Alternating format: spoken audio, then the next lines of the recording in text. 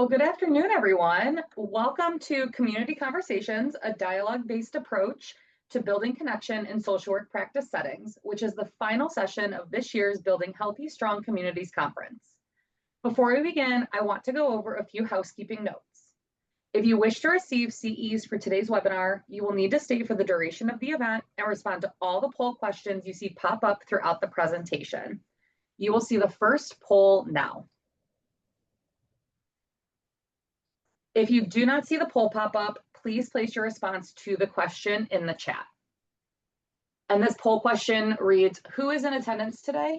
A, alumni, B, SSW faculty or staff, C, student, MSW or PhD, or D, other? Tell us in the chat.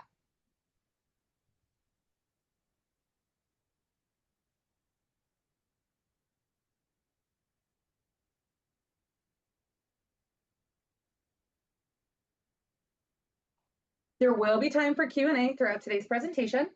If you have questions, please put them in the chat or in the Q&A box. We encourage participation in the chat throughout today's presentation. I am now going to turn it over to Ann Easley, a member of the School of Social Work Alumni Board, to introduce today's presenter. Hi, everyone. I'm really glad to be here and to be introducing our wonderful speaker today. I am a 1980 grad of MSW. So really pleased to be here and to introduce Barb. Barb Hiltz is a clinical associate professor at the University of Michigan School of Social Work. Barb is a licensed social worker and also holds a Master's of Education in Education Policy, Organization, and Leadership. She's had a focus on diversity and equity in education. Barb's work focuses on the sustainability of community-based organizations, including the role of innovation, social enterprise, and social entrepreneurship in shaping social service delivery. Other areas of her expertise include leadership, human resource management, fund and program development, and fiscal management. For over 20 years, Barb has worked in interpersonal, community, and administrative practice. And prior to joining the University of Michigan's faculty, Hiltz served as an executive director of a program for men who abuse their domestic partners in St. Louis, Missouri, and a cancer support organization in Ann Arbor, Michigan. In 2011, Barb co-founded the Brides Project, which is a social enterprise designed to raise money for cancer support services.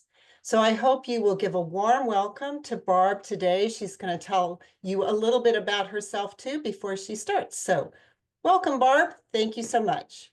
Thanks, Anne. Hi, everybody. I hope you can hear me okay. I'm going to just pull up the chat and it looks like my slides are sharing. Can somebody just give me like in the chat, let me know if you can see my slides?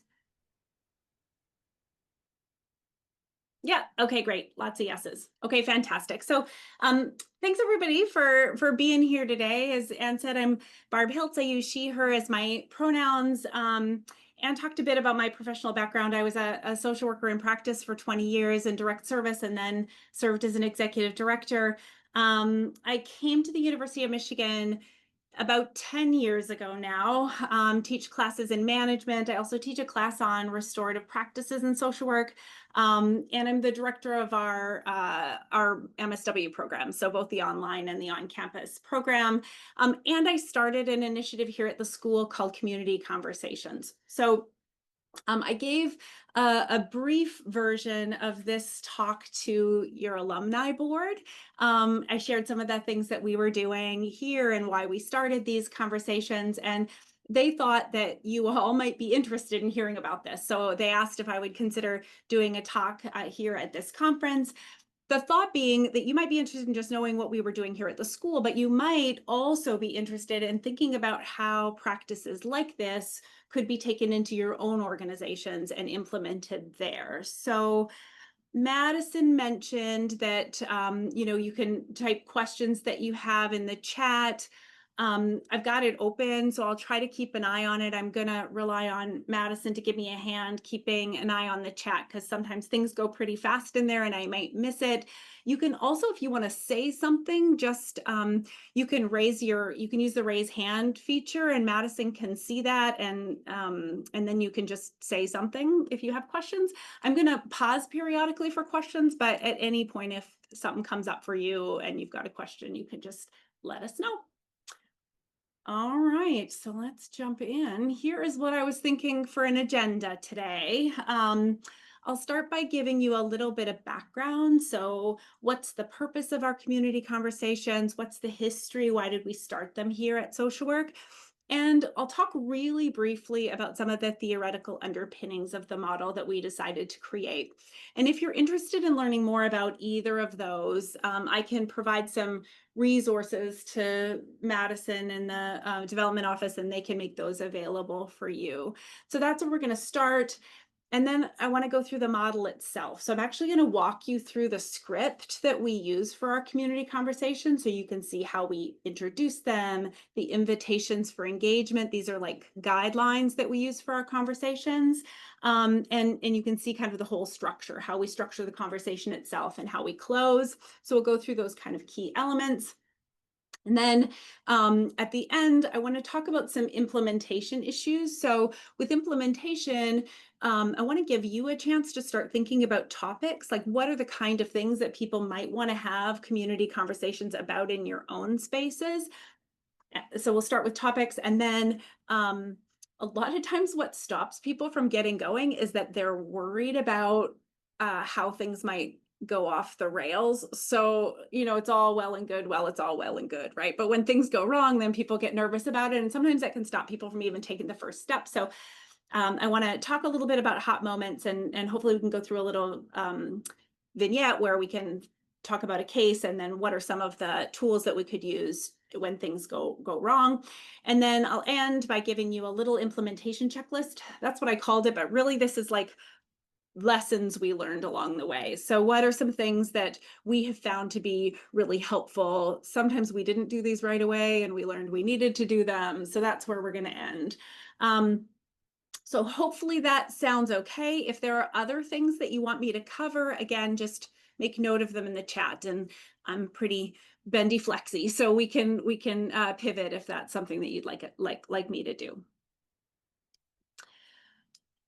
All right, I called this poll 1, but Madison, apparently this is poll 2 now, right?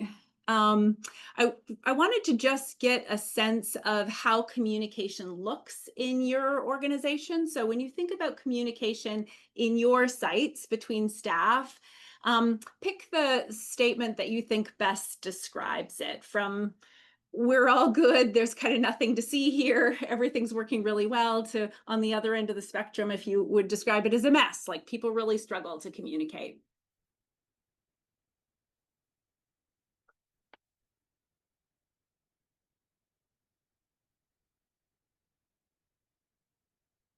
All right, we've got some people responding in the chat or in the poll. Kate wrote that it's sort of a mix. Yeah, that third option there is it's a mix. That is getting lots of votes. So when will I know that this poll is done, Madison? I can end it now. Okay, all right. Yeah, so it looks like the bulk of people, 56%, said it's a mix, right? Some folks are better than others. I would say that that's probably true here at this school too, and perhaps every organization I've ever worked in. There were a couple of you, 33%, so that's a good chunk of you that said people tend to avoid tough conversations. A couple people said that you're really, if there were a couple on either end, right? 3 people said that you do it really effectively and 3 people said it was a mess, but most people kind of fell somewhere in the middle. Okay, I'm going to close that from my screen. Okay, as I mentioned, I want to talk a little bit about like how we got here. What was it that made us want to build this model in the first place? So at our School of Social Work, we started noticing, and I mentioned I've been here for 10 years, and we started these about 5 years ago. So in the 5 years before that, I was certainly noticing, and more so over time, that there was a lot of back and forth happening in our community, and not just with students, like with faculty, with staff. This back and forth was happening in written word. So text, social media, email, and through that, a couple of things that we started thinking were kind of detrimental to our community started happening. One was we started noticing that meaning was getting lost, right? Tone is difficult to interpret. Somebody would say something that they thought was well intentioned, and it would hurt someone, right? Or somebody would get angry about it. And I would venture to guess that many of you have experienced this. You yourselves have maybe written something that someone has interpreted in a way that's different than you meant it, or maybe you have read something that somebody has written, and the tone comes off as snarky when maybe they didn't mean it that way, but that's the way that you read it. The other thing that we started noticing is it seemed like, and I think this is a problem with social media, it's easy to forget that there's a human being on the receiving end of our messages when we're just writing and not talking together. And so we found that these written, I'm going to use discussions in air quotes, these written discussions were actually ramping up tensions in our community. They were kind of fueling discontent and making things worse and maybe more heated and spicy than they needed to be. So overall, our biggest intention with these community conversations is to foster community. So we wanted to build a space where people could come together and talk about things that they cared about and talk about it in a face-to-face way. So we hold them both in person and also over Zoom, but either way, we can see each other's faces. So we're not forgetting that there's a human being on the receiving end of the message. And if we're not sure about tone or intention, we can ask about it, right? Because we're there and we have the opportunity to do that. So now at our School of Social Work right now, I like to think about our community conversations kind of serving two purposes. One is we can use them in a way that's preventative. So not just when those sparks are flying, when people are really up and upset or activated by something, but proactively, we can use them to help us practice how to talk to each other about things that we care about. We can get used to a model where we come together and form a circle and talk in this structured way. And so, proactively, we're talking about things like graduation's coming up. How's everyone doing? What are our next steps in our career? Or we just held one on aging within our current societal structure. So people raise, this is something I would really like to talk about within our community. Often really, we think of them in this preventative bucket, right? Just a chance to get together and talk to other people about things that we care about. But now we have this structure, right? We've done these, people get used to them, they get used to the format. And now we've got a structure that we can use for those kind of more spicy, more urgent conversations. Sometimes I think of them as sort of just-in-time conversations. Something is bubbling up on our campus, in our larger world. We can come together and talk more quickly. So, for example, things have been coming up around the many executive orders that have been signed since January. That's an example of things that are happening. They impact people in real time, and folks want to come together about it because they're worried or they're happy or whatever it might be. So we use them in this way that's preventative, and then that helps us set a nice foundation for these kind of more just-in-time conversations where we're maybe needing to be a little bit more reactive to the world around us. So we'll come back and talk in more detail about the kind of topics that you might want to bring into community conversations. But does this all make sense so far? Maybe you can just give me some chat feedback if you've got any questions or if that all makes sense. Okay. Okay, so far so good, it looks like. So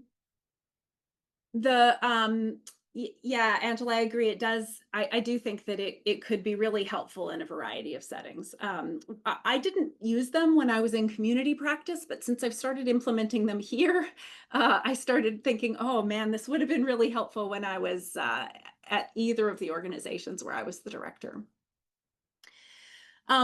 So the building out of this community conversations model was quite a labor of love. So I got together with a couple of students and we thought, okay, what could this be? If these are our goals, if this is what we're trying to be, how do we build out a framework to do that?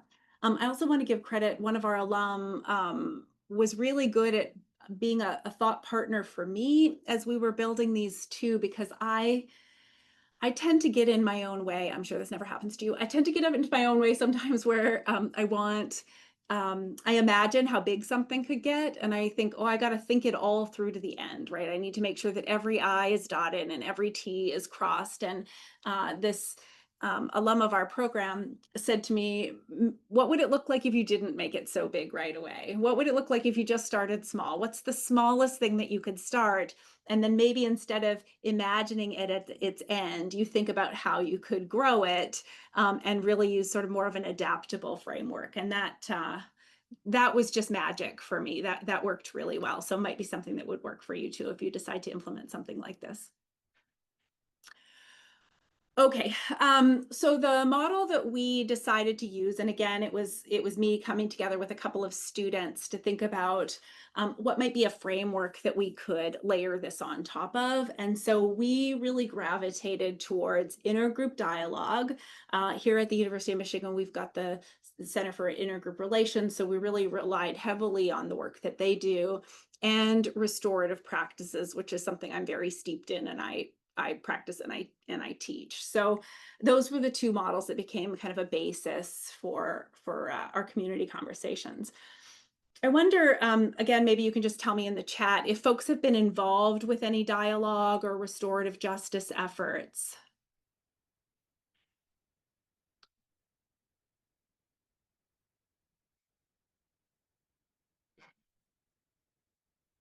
Both. Looks like a couple people have. Great. Oh, somebody worked at IGR. That's great too. And in school settings, yeah, restorative practices are used, in my opinion, well sometimes and very not well other times in school settings, but that's great. That's great. Actually, it looks like there's a lot of experience in the room. So hopefully, yeah, this is great. Hopefully some of what I'm talking about here, you'll be able to, map onto what you already know and think about how you could use it in your own spaces. Oh, hang on, I went too far. Okay, so just a couple things that we borrowed and heavily are heavily citing right from these two models. So when we think about intergroup dialogue really leans into community guidelines to stay on topic, to stay focused, to decide how we want to engage together. We call our community guidelines invitations for engagement, and I'll come back and talk about the ones that we use. Intergroup dialogue also talks about the need for authenticity, so authentic speaking, really authentic listening, and it really focuses on the environment. So when I think about the environment, I always think about the container that we're building. We have to build a container in which dialogue can happen, and that becomes important for our community conversations as well. And then intergroup dialogue would tell you, you hope for the best, but you plan for the not best, right? You gotta be ready for hot moments to arise, because if you're gonna be introducing topics where people might have differing opinions, you gotta be ready for that. You gotta be ready to pivot. You've got to be ready to intervene and figure out what you're going to say. And as I mentioned, that I think is one of the things that maybe scares people away from trying things like this.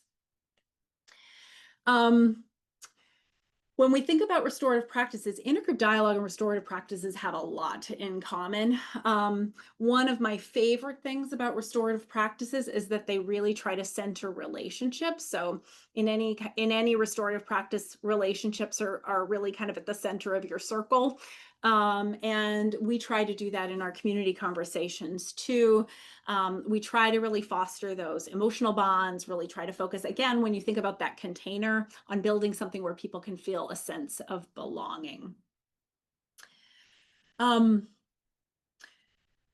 often like people, and maybe I won't ask you to respond to this, but it can be really helpful when you think about that container that you're trying to build to think about times when we have felt like they've done a great job building community, really centering relationships. And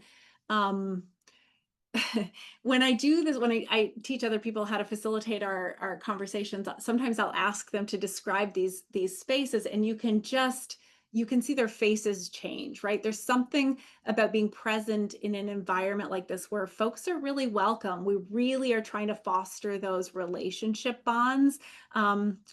Where people kind of lean in, they end up being able to lean into vulnerability because there's a trust that can be fostered. So just something that I would say is really important.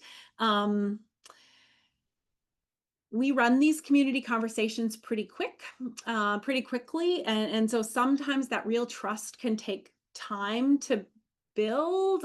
So we try to think about how can we make the most of the limited time that we have together.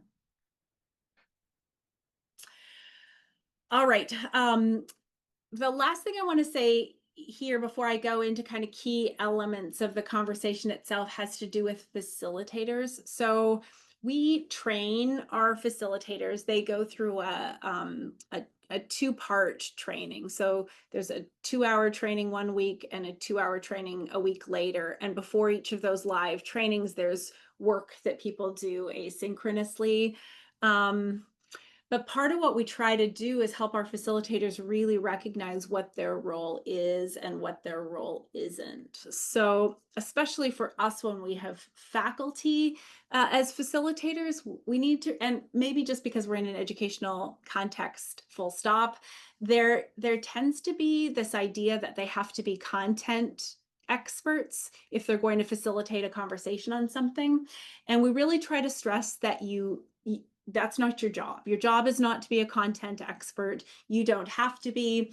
In fact, I think sometimes it can help us to not be, because then we don't feel any kind of pull towards teaching. We really can sit and just hold the role of facilitator. And in that role of facilitator, our job then becomes setting that baseline of guidelines, right? The ground rules, setting that container, setting the objectives for our discussion. What are we here to talk about? Reflecting back the group's ideas and keeping conversation rolling, and helping us to really stay in the model. So if things seem to be turning into a Q&A or a teaching moment, how do you kind of bring us back to really having more discussion?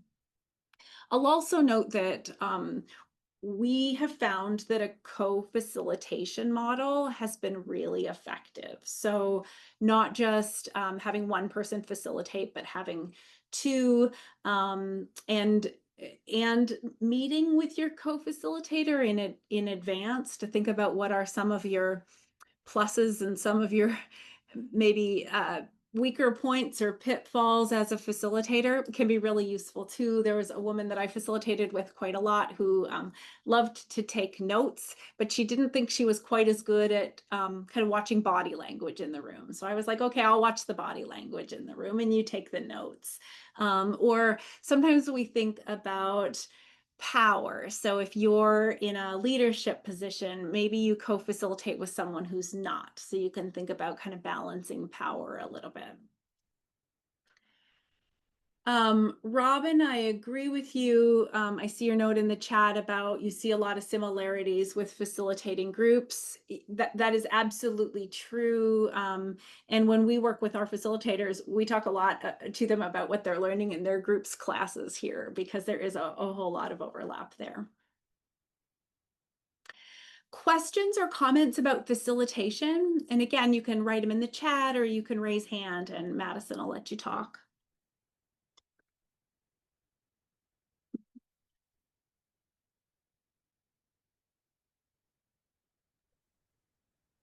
Barb, there is one question in the Q&A, and they asked, what do you do when the sustained communication goes on too long or becomes repetitive? I don't know who asked the question. Is it somebody that could be unmuted so I could talk to them? Sure, if they would Or like no? to be. Okay. Brad, you did ask the question. Would you like to be unmuted?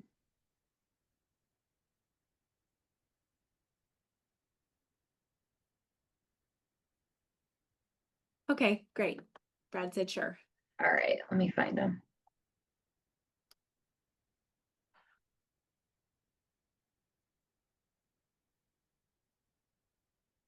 Brad, you should be able to talk now. Yeah, so I was just saying, in terms of like, you were talking about like in a community mental health setting or something like that, when you're trying to facilitate, nothing against therapists being one, but they tend to get repetitive or want to go over and over something when you're trying to, you already kind of answered it when you said it's time limited, so I thought that was really important. But how do you shut down the monopolizer in a nice way? Yeah, that is a really good question. So, I mean, let's talk about that.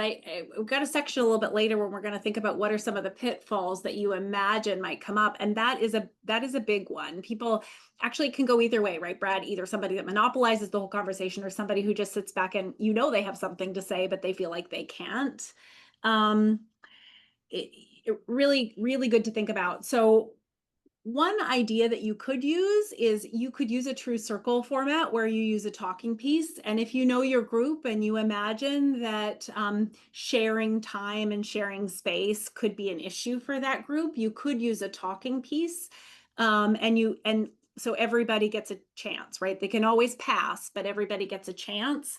So that I have found to be helpful. Sometimes the facilitator can jump in and say, we've heard, if somebody has raised their hand for the 14th time, you might say, we've heard from Brad a few times. I wonder if somebody else wants to speak next. Or you might say, we've heard, just sort of generally, we've heard a lot from a couple of voices, but there are several voices we haven't heard at all from yet. I wonder if we can just make some space for those voices. Those are all strategies I've found to work well.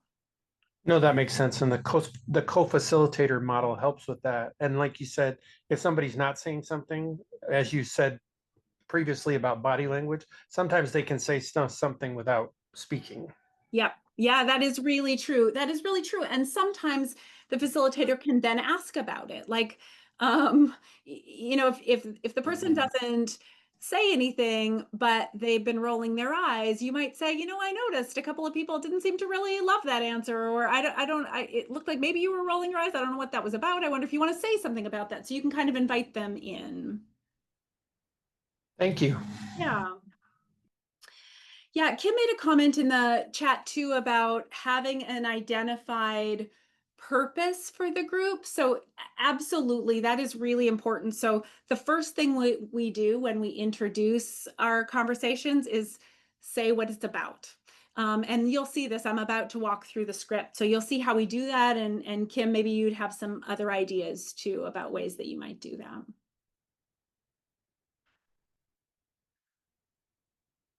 Okay, so let's go there then. And I want to walk you through what a conversation could look like. And I'm going to do this by actually using the script that we use. Can folks see the script now in my share screen? We can, Barb. You can. Okay, great. Okay, good. So I mentioned that we take an hour for our community conversations. And so what we have found is it's really useful for folks to go in with a framework or a script. And I'm not implying that you should just read off of this. You have to learn it. You have to make sure that the words sound like you and not like the person who built the script. But it really does help us stay somewhat consistent to a similar model, so that when people come back to community conversations, they can recognize that that's where they are, right? They can recognize that they're in a conversation. And again, we're trying to hold these proactively in times of low stress, so that when there are times of high stress, we can do okay, right? So we want those times of high stress for folks to be able to come to something that looks and feels familiar. Okay, so here's the script that we use. We start with this blank script. We ask our facilitators to make a copy of it and edit it and fill it out for them. Anything that's highlighted are the things that they should be modifying. So anywhere where it says name, they're going to work with their co-facilitator to decide who's going to do each section and write that person's name there. And we've given a little guidance on how long we think each section should take. We found we didn't do that at first, but we found that people were, taking 15 minutes for the opening and welcome, and this kind of cues them in that we want to move pretty fast through that. So to Kim's point about letting people know why you're there, I mean, they have signed up for a conversation on a certain topic, so they would know coming in, but we're going to reiterate it right away. So we're going to welcome people and thank them for joining our conversation. This one's about, and then we tell them what it's about. We've also decided to do a land acknowledgement at the beginning of our conversations. We encourage folks to practice the whole thing. One of the pitfalls I have found for folks that don't practice enough is they are mispronouncing names in the land acknowledgement. And so we have put them in phonetically, hopefully to help that, but practice we found has helped too. We hold these both online and in person. So if we're holding it online, we also share a link where they can look at the Native people in the area where they are. We introduce ourselves. I'll tell you, we introduce ourselves differently depending on the size of the group. If the group is large, which our conversations, we allow up to 40 people to register. What we find is of the people who register, usually about half come. So 40 people registering ends up with about 20 people who come to our conversations. So if there are 20 people, that's a pretty large group. And so in that case, the facilitators will introduce themselves, and then the participants will ask them just to say their name the first time they speak.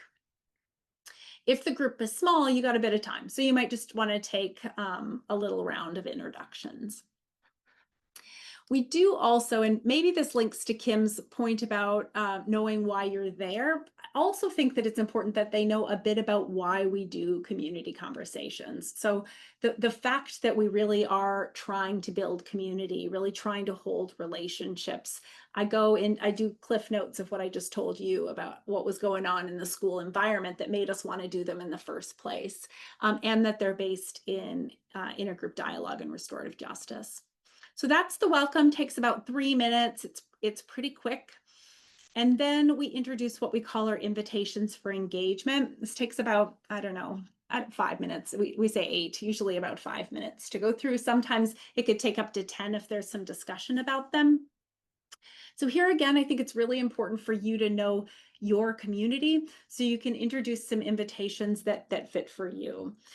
If you're going to be meeting with the same people over time, it might be helpful to actually have a conversation about your invitations for engagement, your guidelines, where you set them together. You try to think about what is the environment that we want to create in this conversation space, and you develop your guidelines together as a group. But for our purposes, we have different people coming all the time, and so we decided to introduce 4 invitations for engagement. We actually, I have it behind me.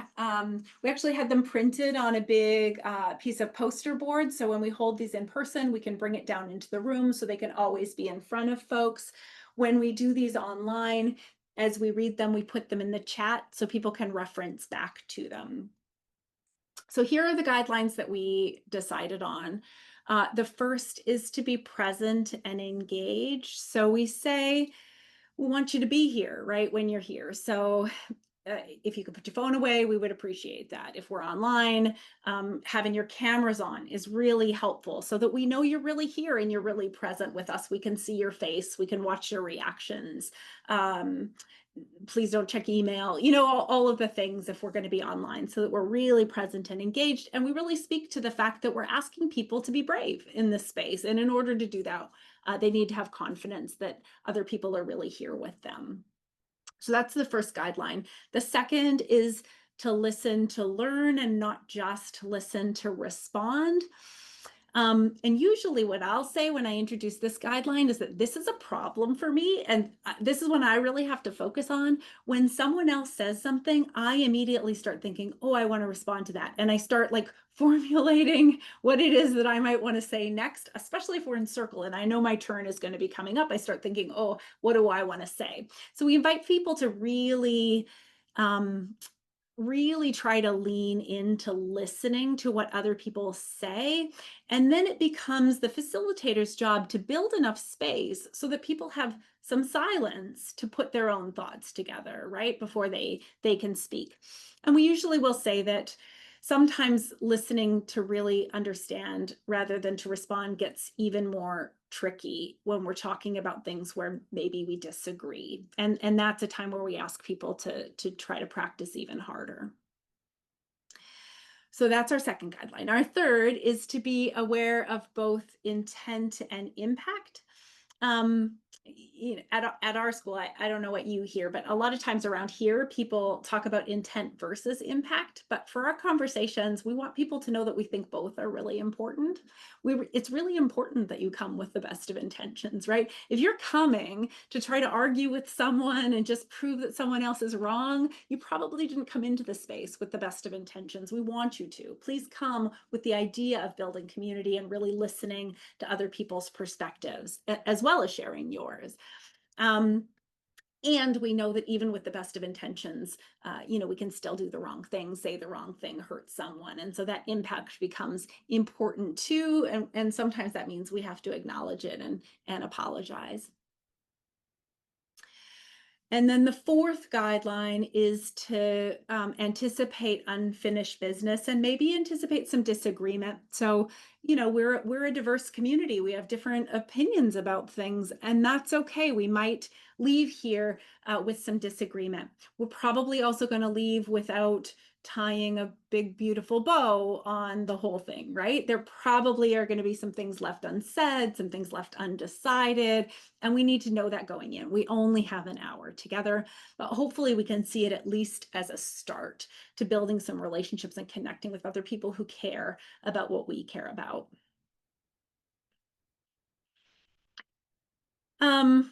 So those are the invitations that we have decided to introduce.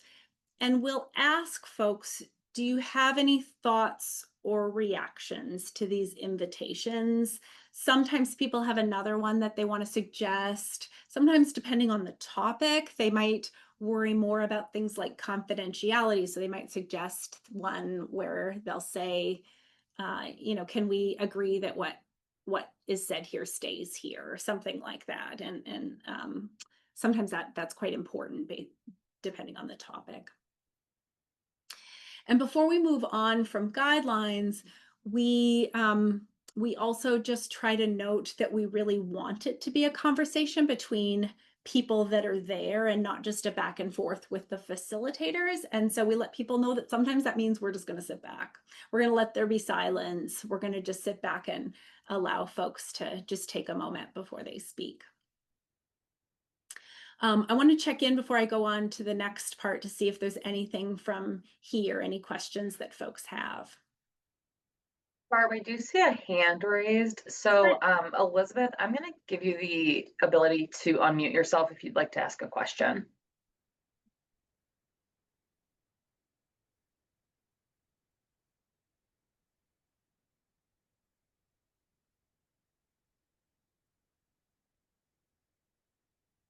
Elizabeth, are you there?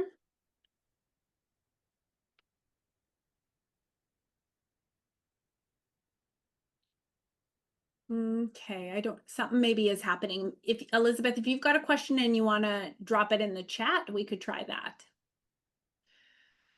that. Brenda in the chat asked if an hour is long enough for 20 people. No, I mean, no, often it's not. Sometimes it is. I think it totally depends on the topic. Sometimes, yeah, people can come and everybody gets a chance to say a couple things that they wanted to say. If it's a particularly, juicy topic that people really want to delve into, sometimes before we close, we'll ask if people want to meet again. Like we'll say there seemed to be a lot of interest in this topic, and there's nothing to say we can't have a part 2. And if folks are interested in that, you can kind of take a little informal poll at the end and come back together again. We found that to work really well.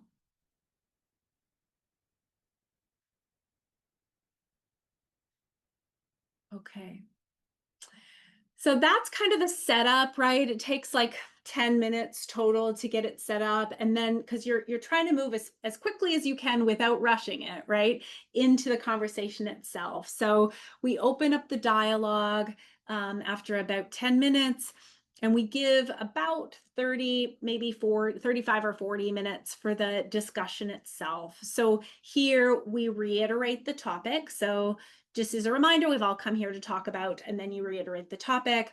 And then we like to say, make really clear that we don't have a really specific agenda for where the conversation will take us, that we as facilitators are going to follow their lead.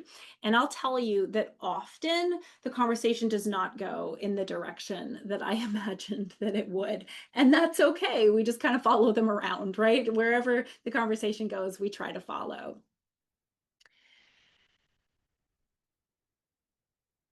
Okay, Elizabeth, you weren't sure why your hand was up. Okay. Okay, great. I think we're good.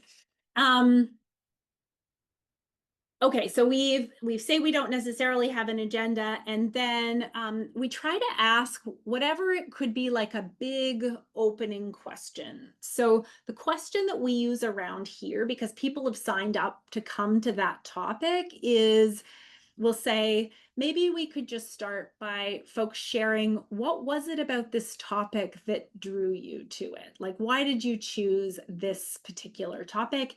And honestly, that is often enough to get the ball rolling. And sometimes I've said like 3 more words the entire conversation, right? They're just off and running. They have lots to say. They jump and kind of riff off of what somebody else has said, and it really goes very well. We do, though, pre-prepare some prompts to keep the conversation flowing if we worry that it won't. Actually, in any case, we pre-prepare some just in case. Some of our facilitators see this as a bit of a safety blanket. In fact, that's probably true for me too. Even if I never use any of these prompts, it feels better to me to go in having pre-thought about some of the prompts or questions that I could throw back out to the group. And so the co-facilitators will get together and think about some of these prompts that they might be able to ask. My experience when I run these, and some of you are experienced facilitators yourself, my experience is that often I don't have to go back to these questions. Even if I ask more prompts, I'm able to think of prompts based on the direction that the conversation is going. So I don't necessarily have to come back to these ones that I've pre-prepared. So we talk. Presumably it goes okay, although we will come back and talk about some of the things that might go wrong. And then we're going to save a little bit of time at the end for closing. So some of our facilitators really like to do a summary at the end. I actually just facilitated a community conversation over at SEAS, the School for the Environment and Sustainability, this morning. Their faculty, they've just started doing community conversations over there, and I trained a group of them back in February. But their faculty asked if I'd come and facilitate one for them on inclusive classrooms.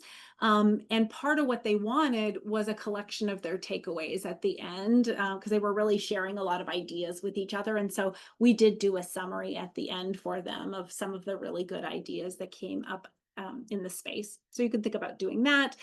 And then anything else. So this would be the time where if it didn't seem like it was done, ask people if they'd like to meet again, and so that you can think about how to make arrangements for that to happen. We also invite people to get more involved with community conversations if they want to facilitate one, if they've got ideas for others. And we do send a little survey out afterwards, so we prepare them that that's going to come. And then you can ask for kind of final thoughts. Things left unsaid is usually the way that I frame it. So hopefully that makes sense. I'm going to pause again, see if there's any questions that came up with that script.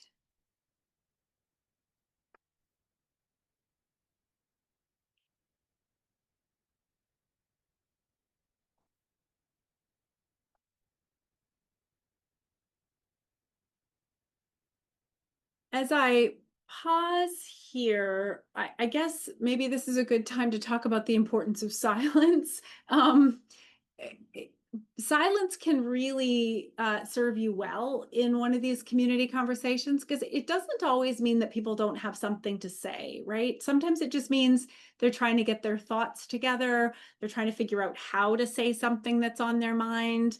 And if you're worried that people are like looking around and seeming uncomfortable, you can just name that, right? Like silence can be a great tool. Sometimes people need a minute to get their thoughts together, and usually that's enough to let them know it's not that you just don't know what to say, right? You're doing it on purpose. I agree with you, Brad. It is perhaps, yes, underused and unappreciated tool for our toolbox for sure. I find especially that our student facilitators really struggle with it. It's a muscle that you have to build over time, I think. Okay. All right, so just a few kind of key points, I guess, about the script as you think about developing one for yourself. And I'll say you should develop one for yourselves, right? For your own organization. Mine is not going to be the one that would work for you in your setting. In fact, I mentioned that I was over at Seas and they're doing these there now. They developed their own script. They took ours, they adapted it for their own setting. They use different guidelines. They have, I don't know, I think too many, but they have 8. And so instead of going into the level of detail that I do about ours, they kind of note them a little more quickly so they have time to get through all 8, but they found that to work really well in their space. Shoshana, that is really great. You twist a cup in your hand to be okay with silence. Maybe it's a little reminder to you to use it. It's great. Okay, but no matter how you build it, these are kind of the elements that we found to work really well. So some kind of open, some kind of welcome, some kind of grounding in why you're all there. Then introduce some norms, guidelines. Like I said, we call ours invitations for engagement. Then you get to it, right? That's when you've got the prompts queued up, you have the discussion and the dialogue, and then some kind of closing. So that kind of 4-part framework has served us really well. In terms of invitations, I mentioned try to tailor them to your own space. I thought this resource might be helpful, so I put a link in the slide here to the Center for Intergroup Dialogue has these 11 guidelines that they use, and we borrowed from theirs for our 4, so you'll see our 4 in some version here, but they've got 11, so you might take a look here and see if this inspires you, and you might have others that you already use for other purposes at your agency. And I mentioned this, but I want to just stress this idea of we use kind of this 80% guideline, and 80's, I don't know, maybe a little bit random, but that's the number we picked. My point here is you want to allow some flexibility with the script and the kind of model or framework that you create, but you want people when they come to recognize what it is. So there has to be more alike from conversation to conversation than there is different. So as an example, we had a facilitator for a long time who really liked to do a grounding exercise at the beginning. He liked to ask everybody to kick off their shoes and sit and take a few deep breaths and just do a quick grounding exercise, and did that at the beginning and at the end of the conversations. It worked really well. It was really them. It worked. So I have no problem with that, right? Another way you might modify is, do you do introductions of everybody, or do you just ask people to introduce themselves when they first come? Do you want to do a little tiny icebreaker at the beginning where you ask everyone to compare themselves to the weather, right? What weather are you feeling today? Depending on the topic, you may decide you want to implement some of those kind of things. But for us, we've decided that as long as like 80-ish% follows this structure, it's enough for us to feel good about it. Let's see, I think I might have gone over all these, but let me just make sure I have. You'll want to make sure that you and your co-facilitator have spent time together before you get in there. Talk about what you're good at, what you want the other where you might want to lean on the other person, and then prepare, like decide in advance who's going to do what elements of the conversation, and make a version of the script and fill it all out.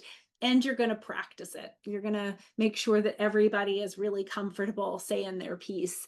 It can be kind of rocky when folks haven't spent some time with it. And so when I train a group of new facilitators, I actually will tell them, stand in front of a mirror and read it. Say it like you would say it in a group, because sometimes things sound different in your head than they sound when they come out your mouth. So the more times that you can practice just saying it, say the guidelines, make them your own words. You might have noticed that when I was reading those guidelines, I wasn't reading the script, but that's kind of what I would do if I was hosting a community conversation. I would say them in my own words, but staying true to the intention of what's there. And then I do recommend some kind of follow-up with people, a survey, a check-in, just get some feedback about how it how it went. It also is a way for people to tell us if they've got topic ideas, other things they might want to talk about in conversation, and if they want to be involved with being a facilitator, they can tell us that too. All right, I'm going to pause again and see if there are other questions about the format.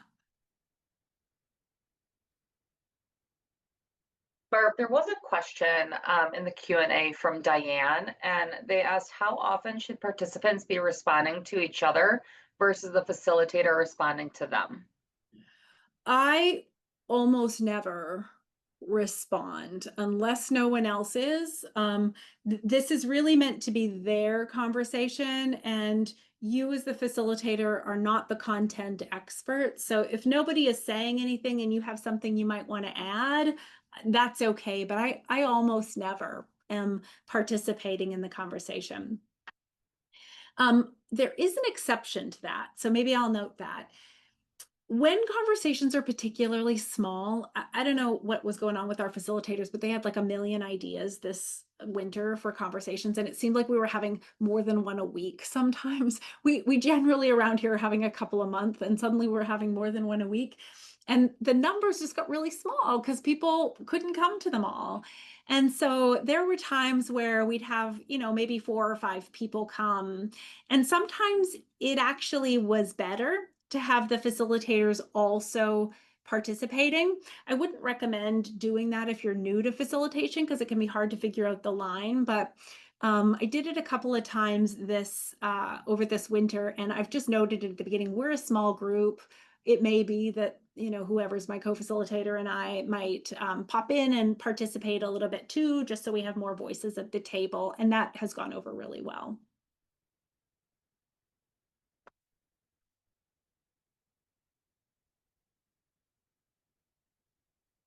Okay.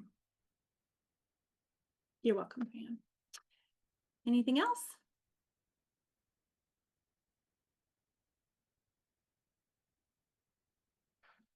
Okay, so then, the final kind of section that I wanted to go over has to do with implementation. So the actual doing of it. So you've got a script now, the background, and now you got to do it. So the first thing to think about is topics.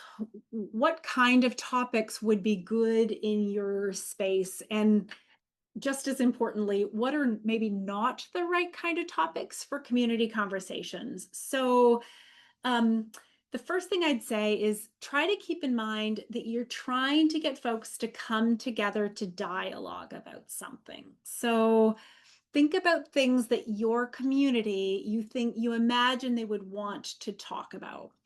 One of the issues we've seen around here is sometimes people will pick a topic when really folks just want to get their questions answered. So really early on, when we weren't focused quite so much on this, we held one that had a field placement focus. And what we realized is that students came there with questions that they just wanted answered. And so it ended up being a Q&A. The student would ask a question, a field faculty member who was there would answer it. And it really wasn't a dialogue. It wasn't a discussion at all. And so since then, we've been really careful about trying to frame our conversations so that it clearly is a conversation, like it's a topic that lends itself to conversation. And we use a Google Space where all of our facilitators belong to a Google Space, and we often will crowdsource a topic idea. So somebody's got a little nugget of an idea, and we'll kind of crowdsource, okay, how do we describe that in a way that it would really invite discussion and dialogue?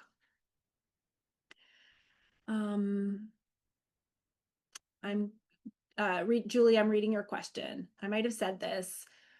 When you have a class conversation, you include what we're not trying to solve, that we're not trying to solve the problems or issues, we're just discussing it. Yeah, I agree. And I think that's kind of part of that guideline around we're not going to solve it all today. It really is just a chance for us to talk about it. Yeah, stressing that I think is really important. Thank you for noting that. Okay, so not a time, it's not best for things where you think people just want their questions answered. If they want their questions answered, you might just have to set up a Q&A with an administrative team. If they got HR questions, set up a Q&A with HR. That's not what this is about. This is really a chance for folks within the community to talk together. So again, at the beginning, you might remember I talked about these as the topics as being both proactive and more reactive in nature. So those proactive topics become really important. So when we do have to hold a conversation in a time of stress or of conflict, we've now trained people what it looks like, what it feels like to be in one. How do you engage with each other? How do we talk in this way? So hopefully they'll have better tools, right, to manage those more challenging things. So proactive topics might be things like in a workplace setting, how do you make the most of supervision? How do you find balance in your life? Do you find balance? How do you find balance? Can we share ideas with each other? Around here, we have made a whole calendar list of history and heritage days and months. So Women's History Month, Native American Heritage Month. So often we'll have topics connected to those things because our community cares about them. So think about your own community and proactively, like, what do you think folks would just want to come together and talk about? Reactive topics. This is where putting a team together can be really important because you want people with their ear to the ground for what's bubbling up in our community, what seems to be hot or concerning to people, so that we can come together pretty quickly.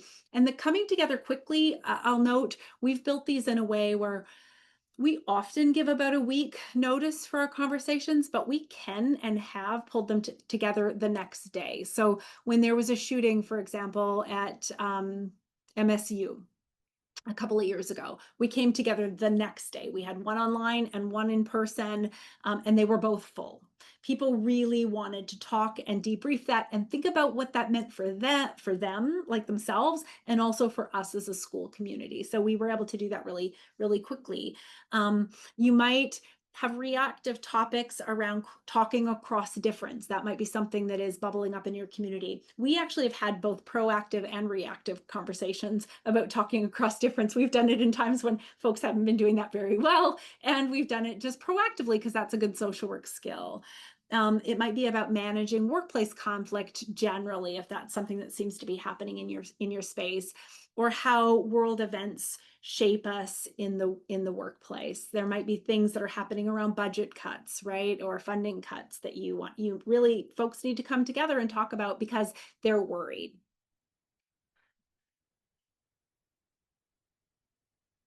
Yeah, Kim, I appreciate your comment in the chat about how teachers sometimes will only come together to do a circle when something is going wrong. And I see that happen a lot in schools, but I see it happen a lot in workplaces and in places like here too, right?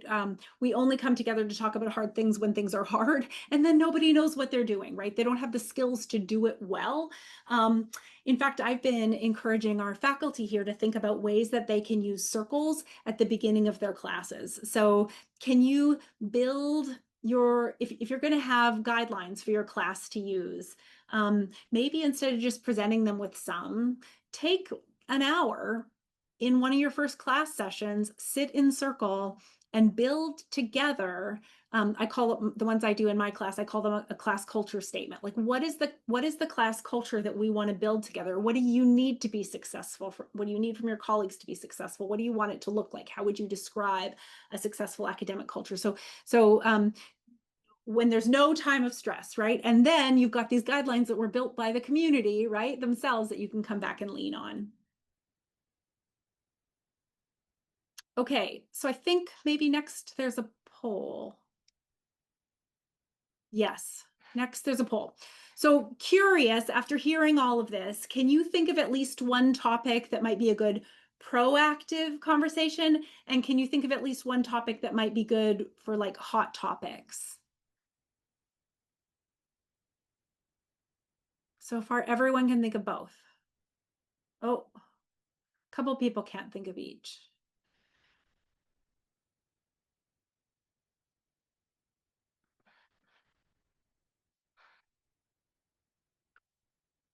What do you think, Madison? Enough time? Let's give it a couple more seconds. Okay.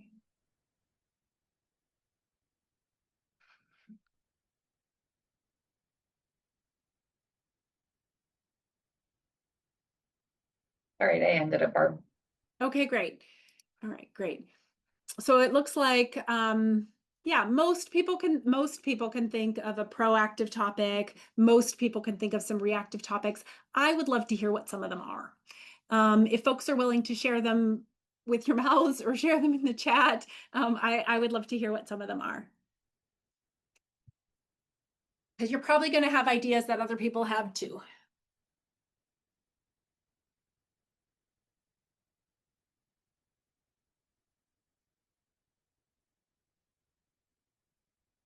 I know it takes a minute to type, so we can be patient with you. Funding cuts, I think, are going to be really hot right now. You said for older adults, I think there's not many spaces where that wouldn't be something that people have on their mind.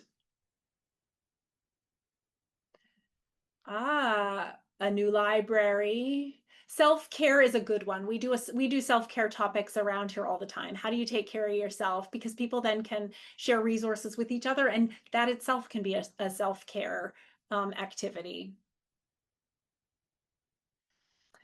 Yep, values that are important. How do you have disagreement? Yeah, and how do you have disagreement with people? I like how you worded this, Rachel. How do you have disagreement with people both above you and below you on the org chart? That's great. That's great, because sometimes it's easier to disagree with one and not the other.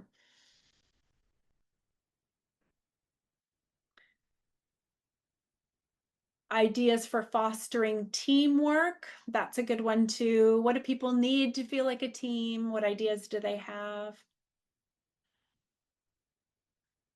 More funding cuts.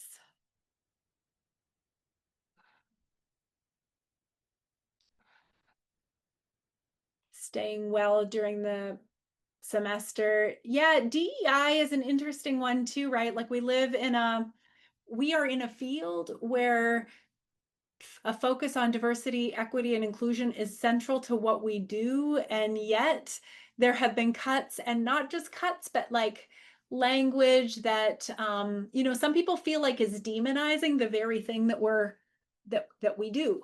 And so what would it mean to come together and talk about that? We've done that topic here. More equitable scheduling, preparing for end-of-life planning, leadership changes, burnout. These are great topics. The immigration climate, combating imposter syndrome. Imposter syndrome is a great topic.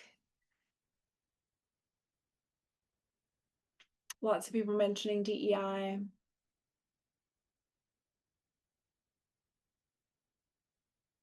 We did one on book bans here, Brenda. It was really good. It worked really well. How do we speak honestly and openly, even when maybe we disagree or we anticipate that other people would disagree? That's a great one.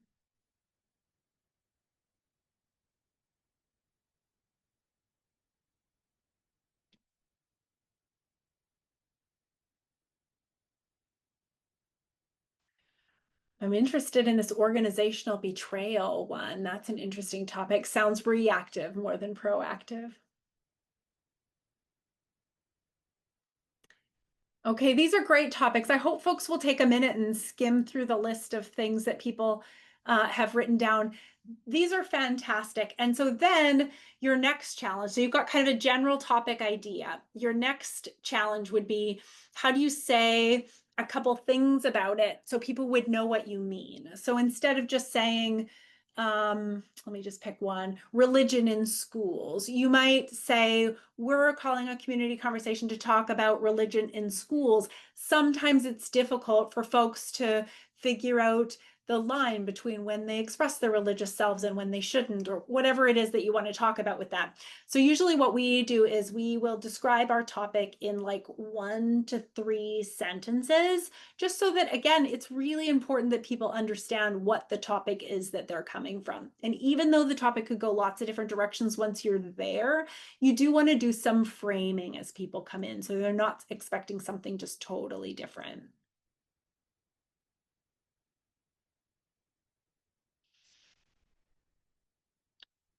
Any other comments about topic ideas, things you want to say verbally before we move on?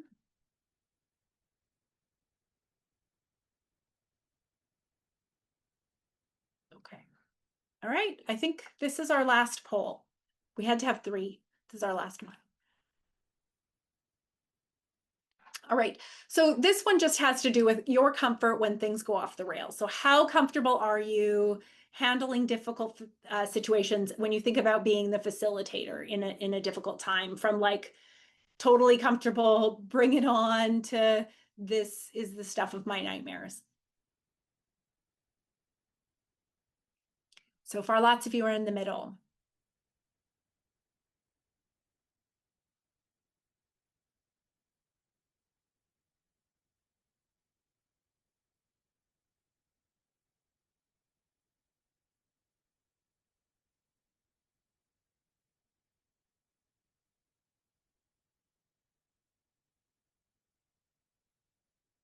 Okay, I think you closed it. So I'm going to share the results. Yeah, so lots of people, about 70%, were kind of somewhere in the middle. Julie said in the chat that you were kind of between a 1 and a 2. I'm sorry, I should have made a 5-point scale for you, Julie.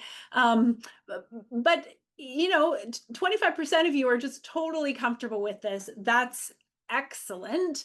I will tell you, as many conversations as I facilitate, I'm about 100%. Like, I always have these kind of lingering worries about something might go wrong. I don't mind that I have those lingering worries. I think that it actually helps me be better prepared. It causes me to think in advance about the things that could go wrong. And I like to talk to my co-facilitator about that. Given this topic, here's some things that I can anticipate coming up. I'm going to give you a couple of examples of more challenging conversations. We held a conversation just after, do you remember when the Supreme Court, there was a leak of the Roe Wade decision? It was over a summer. And folks were just up in arms about that. And so we spent a lot of time preparing for that conversation because we didn't know how it would go. We anticipated that there'd be very strong feelings, and maybe very strong feelings on both sides. That ended up being probably one of our most challenging conversations, and resulted in a couple of people like standing up and getting in each other's faces a little bit. So it was challenging. And if you want to hear more about that, I'm glad to tell you, because it was one that did go off the tracks a little bit. We also held one about what was happening in Israel and Gaza. And we really spent a lot of time preparing for how that one might go and how we frame the conversation we wanted to have as a first conversation. So I think those that you imagine would be a little bit more spicy, spending more time preparing, is a good idea. And yes, Kim, why co-facilitating is so important.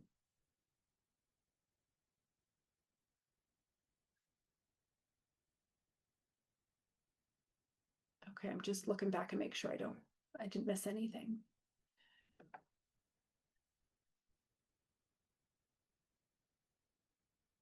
Yeah, you know, there might be topics that you think of or that are brought up that, like, something has obviously sparked the person to say, let's have a conversation about this. And so to that person, it probably does feel reactive, like something's happening that make them want to talk about that. And to somebody else, it might be proactive. That is very true. Okay. Okay, so I wanted, before we close, to have a chance to talk about some of the strategies we could use when things go awry. So I thought we would do this by introducing a scenario. So during a community conversation about, I'm going with funding cuts, but about recent program funding cuts at your organization, a direct service clinician becomes visibly upset and says, administration always makes these decisions without understanding what we need on the front lines. They sit in their offices while we deal with the real work. The executive director is also there, crosses her arms and says, maybe if clinicians understood the financial realities we're facing, they wouldn't make such unreasonable demands. The room starts to feel tense to you as the facilitator. Several participants who work in middle management look uncomfortable and stop contributing to the conversation. So now this is our scenario. And I want you just to take a minute to imagine that you are the facilitator in a situation like that. And I'm curious what you would do. So just jot down some ideas of there's no one answer, right? Jot down some ideas of how you might handle it.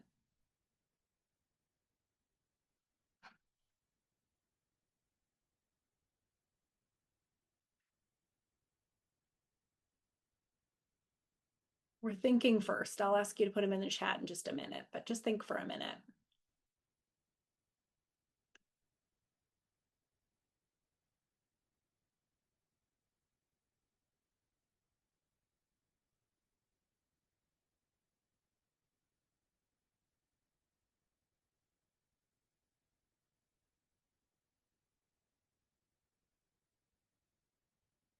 Okay, some people are starting to put their ideas in the chat. So you're welcome to do that. You're welcome to raise your hand if you want to talk about something maybe that you're thinking you might do, but you want some feedback on it.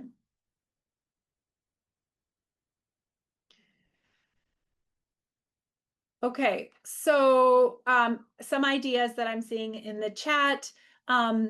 Thanking people for like validating what people are saying is I think a great strategy. I'm wondering for the clinicians what it would take to feel like management gets it. Yeah. And maybe you propose the question the other way too. I wonder what it would feel like, right, for management to feel like the clinicians get it. Yep, that could be a great prompt. Brad suggesting that we could go back to guidelines.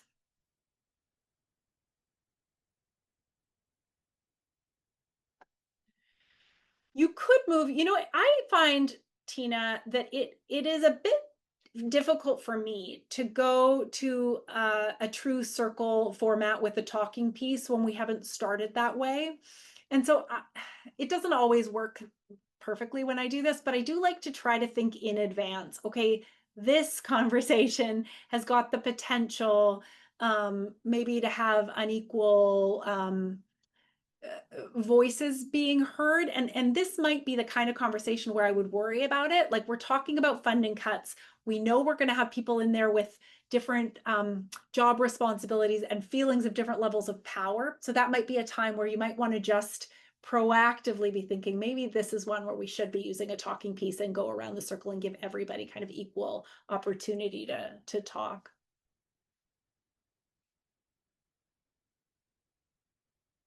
Reflecting back what you hear. Yeah, asking about biggest worries is great. Can I ask, so several of you have written something in the chat about returning to guidelines, and I'll say I love this in theory. And when I think about doing it in practice, it starts to feel kind of tricky to me, because returning to guidelines and not making the person feel singled out or embarrassed, I think is for me, a really tough line to walk. So if anyone has done this in a way where you thought that worked really well and want to write about it in the chat for the rest of us, I would love that. I definitely have done it, returned us to guidelines, and usually what I've done is say, not when just one thing happens, but if it seems to be kind of impacting the mood of the group, I might just note what I'm seeing. Like something has shifted in the way that we're talking to each other. And I wonder if it would be useful to go back and just reflect on a couple of the invitations for engagement and just see how we're feeling about whether we need to change some of them or make any adjustments.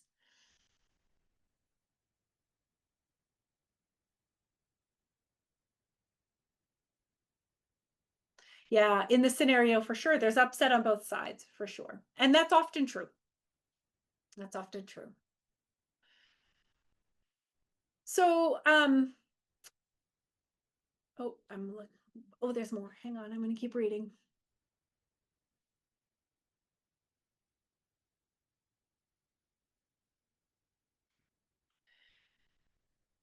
Yeah, you know, reflecting is tough, right? You want everyone to feel heard and validated, and ultimately what you're hoping is that shared understanding will be elevated in the group. So asking more questions to like bring out maybe the stressors that everybody's feeling could help people have some empathy for people on the other side. Yep, asking people to say more about their points of view, yeah, is great. Is great. Yeah, another way to have empathy, I think, for what the other person is saying. So here are just a few tools that we share with our facilitators to kind of, I talk about it like building a toolbox. There is absolutely no one right way to handle any of these situations. There just isn't. And what feels right to one person in the group that you do is going to feel wrong to somebody else in the group. And so acknowledging that, I think, is important too. There's not one right way. There's probably not a whole lot of really wrong ways to handle it either, as long as we're being thoughtful and careful about it. But here are some things that you might do when things start to go awry, not just in this situation, but common tools that we use. I commonly use the tool of naming what I see. So I'm noticing that things got quiet. I'm noticing that we've heard a lot from some people and not from others. I'm noticing that the tone, that the kind of tenor in the room seems to have shifted.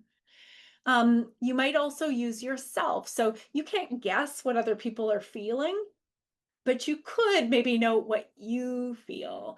And so I've seen facilitators do a nice job where they've said, that, right? I don't know how everybody else is feeling, but I admit that when I heard you say that, like I kind of went, ouch.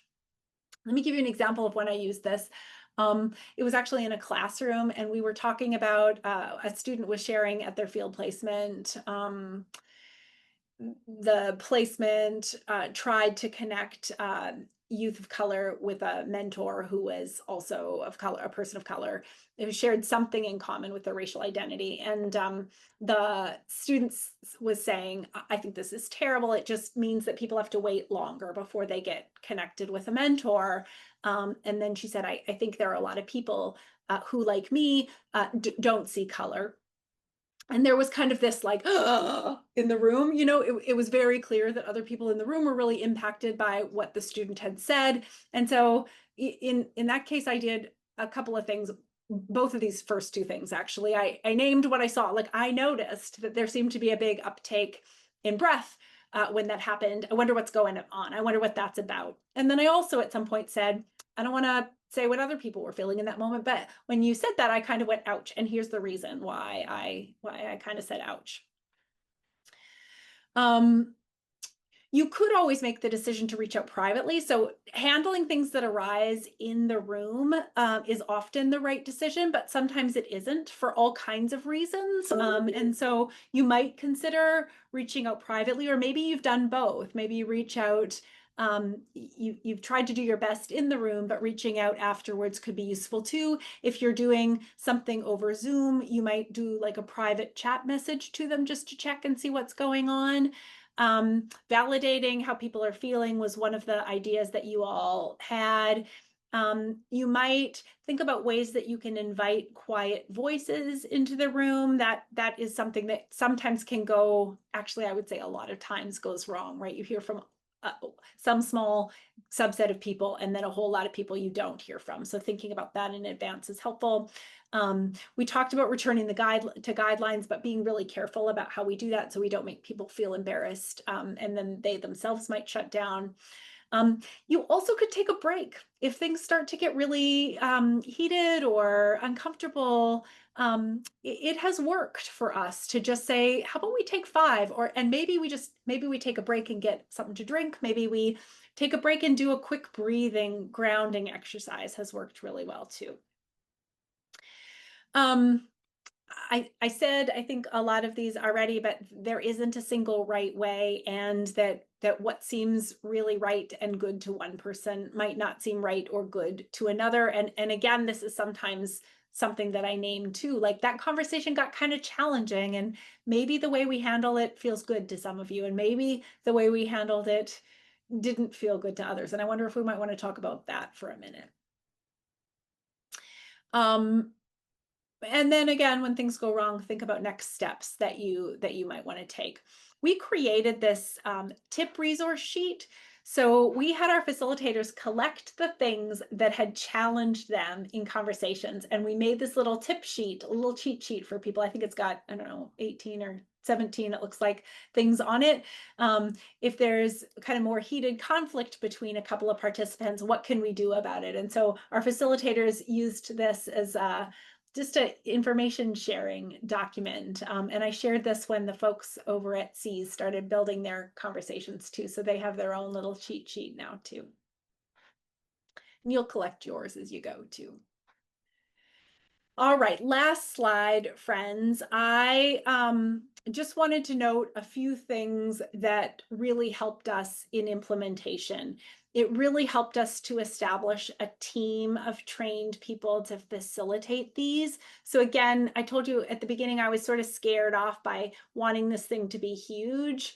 We decided to just start it small. There were 4 of us. We were just going to get trained. We were going to think about what we needed to do. We were going to think about what our script was going to look like. And then the 4 of us built a training, and we built another small little ring of people that joined us. So that has helped us a lot. That little cohort of people has helped us a lot in resource sharing, information sharing, brainstorming. So establish your group of people, make sure that they're prepared. I told you before that we do this 2-part training here for our folks.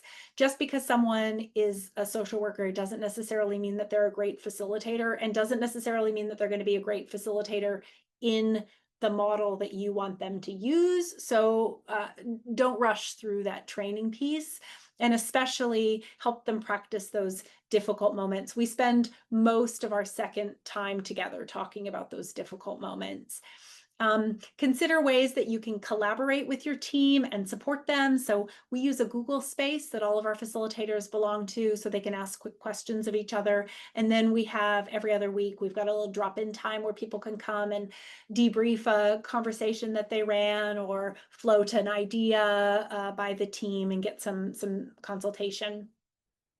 We also found it really useful to create just a smaller, so we've got this big group of trained facilitators, there's like 50 of them, and we've got a very small leadership team. There are 4 of us, and we have our own space. So we're the ones that will think, okay, this should go into training. Maybe we need to create these support documents. So a smaller leadership team helps too. So training people, tracking, scheduling, and then really you want everyone to have their ears to the ground for topic ideas.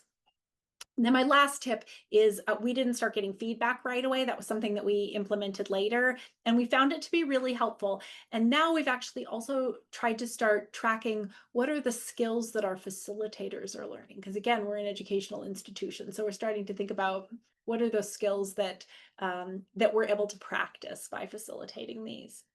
Yes, I can share the cheat sheet, Janice, for sure.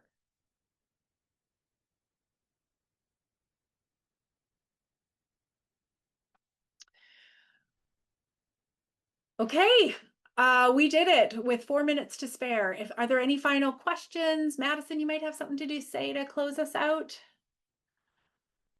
Hey, too, if there are no other questions, Barb, I just want to thank you so much for doing this presentation today. This is a very timely topic right now, and I'm so glad you were able to join us today. And thank you to everyone who attended this session of Building Healthy, Strong Communities, or any of the sessions across the last 2 days. We hope you found the sessions of this year's conference to be educational and engaging. On behalf of the School of Social Work Alumni Board, thank you for attending this year's conference. In the next 1 to 2 weeks, those who have met the attendance requirements will receive an email from our continuing education office. Any questions regarding CE should be directed to the continuing education office at ssw.conted@umich.edu. Thank you for joining us and have a wonderful day.